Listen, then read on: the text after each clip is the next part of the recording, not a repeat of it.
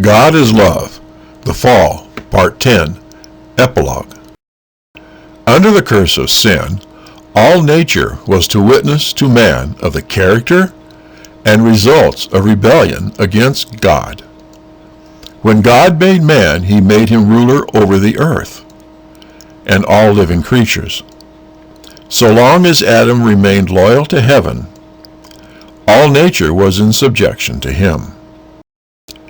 But when he rebelled against the divine law, the inferior creatures were in rebellion against his rule. Thus the Lord, in his great mercy, would show men the sacredness of his law and lead them, by their own experience, to see the danger of setting it aside, even in the slightest degree. And the life of toil and care, which was henceforth to be man's lot, was appointed in love.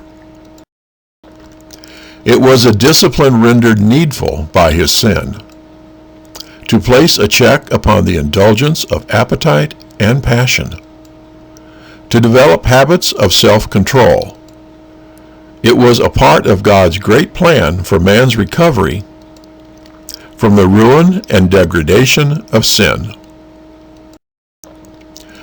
The warning given to our first parents, "In the day that thou eatest thereof, thou shalt surely die," did not imply that they were to die on the very day when they partook of the forbidden fruit. But on that day, the irrevocable sentence would be pronounced. Immortality was promised on condition of obedience. By transgression, they would forfeit eternal life. That very day they would be doomed to death. In order to possess an endless existence, man must continue to partake of the tree of life. Deprived of this, his vitality would gradually diminish until life should become extinct. It was Satan's plan that Adam and Eve should by disobedience incur God's displeasure. And then, if they failed to obtain forgiveness, he hoped that they would eat of the tree of life, and thus perpetuate an existence of sin and misery.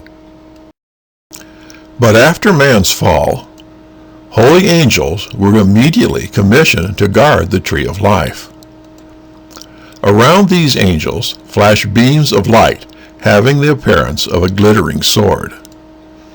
None of the family of Adam were permitted to pass that barrier, to partake of the life-giving fruit. Hence, there is not an immortal sinner. The tide of woe that flowed from the transgression of our first parents is regarded by many as too awful a consequence for so small a sin. They impeach the wisdom and justice of God in his dealings with man. If they would look more deeply into this question, they might discern their error. God created man after his own likeness, free from sin. The earth was to be populated with beings only a little lower than the angels.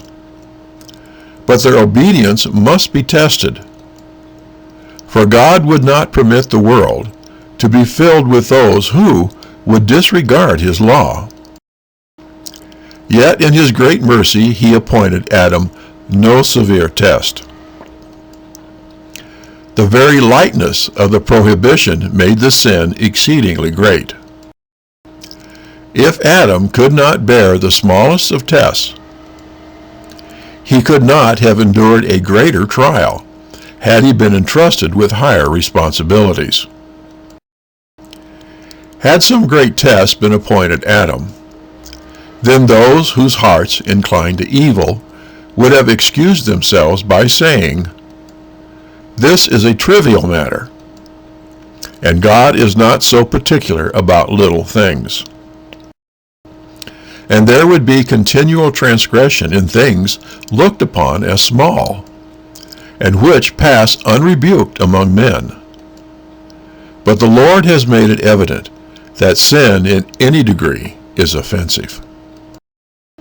Tomorrow, the fall, part 11, Paradise Lost.